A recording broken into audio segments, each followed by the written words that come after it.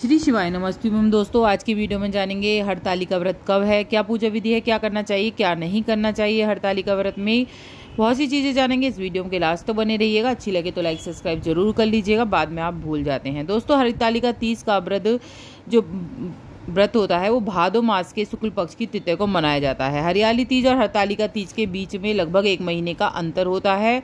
पुरानी मान्यताओं के अनुसार देवी पार्वती ने मन ही मन भगवान शिव को अपना पति मान लिया था। वे हमेशा भगवान शिव की तपस्या में लीन रहती थी। यह देखकर पार्वती की सहेलियां उनका हरण करके उन्हें जंगलों में ले गई। और हरित का अर्थ है हरण करना, या हरतालिका का अर्थ है सखी, इसलिए इस व्रत को हरितालिका व्रत कहा जाता है।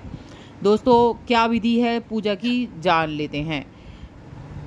हरतालिका व्रत के दिन सबसे पहले आपको क्या करना है, सुबह सुबह उठकर सबसे पहले नहा धो लेना है।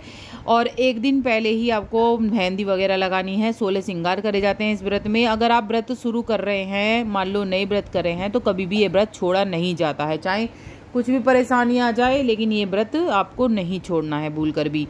और पूजा से पहले महिलाओं को एक बार फिर से स्नान करना है और एक नया पारंपरिक परिधान यानी कि साड़ी, घाघरा, चोला, सूट जो भी आप पहने हैं उसे पहन लेना है। प्रदोष काल में ही इसकी पूजा की जाती है। घर पर हरतालिका पूजा के लिए सबसे पहले पूजा चौकी को गंगा जल से साफ कर लें। फिर प्राकृतिक मिट्टी रेत की 3 मूर्तियां बनाएं, जिनमें से एक पार्वती, भगवान शिव और भगवान गणेश की हो।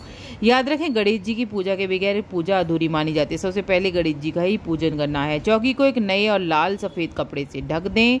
मूर्तियों को एक प्लेट में रखें, उन्हें सावधानी से चौकी पर रखें। फिर देवताओं के सामने एक चक्र के आकार में 2 मुट्ठी कच्चे चावल सामने समान रूप में रखें और चक्र के केंद्र में 8 कोने तक 8 रेखाएं बनानी हैं आपको। पूजा के लिए कलश तैयार करने के लिए कलश में ये सभी चीज़ें डालें, जैसे कि सुपारी डालनी है, पानी, मुद्रा या सिक्के, पैसे डाल दें कुछ 1-2 रुपये, और अक्षत्र डालने हैं। ये सभी चीज़ें डालने के बाद कलश की गर्दन पर आम के पत्ते जरूर सजाएं। इसके ऊपर नारियल रखें। देवताओं के सामने चावल के छल्लों का कलश रखें। देवताओं के दाहिनी और तेल या घी का दीपक जरूर जलाएं। भगवान गणेश को लाल गुड़हल के फूल, दुर्वा के साथ फल, नारियल, सुपारी, पान और दक्षिणा चढ़ाकर आशीर्वाद लें।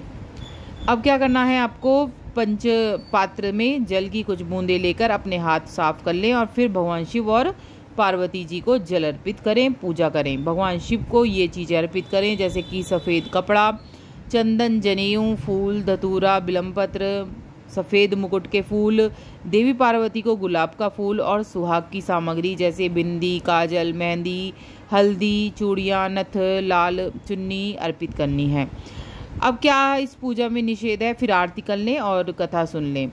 क्या क्या चीज़ इसमें निषेध होती है, क्या क्या चीज़ हमें भूल कर भी नहीं करनी चाहिए। हरतालिका तीज मान्यता है, यदि कोई कुंवारी या विवाहिता कन्या इस व्रत को रखना प्रारंभ कर रही है तो जीवन भर इस व्रत को रखना ही पड़ेगा। बीमार होने पर दूसरी महिला या पति इस व्रत को रख सकता है। यदि आप स्वस्थ हैं तो इस व्रत को किसी भी हालत में नहीं छोड़ें।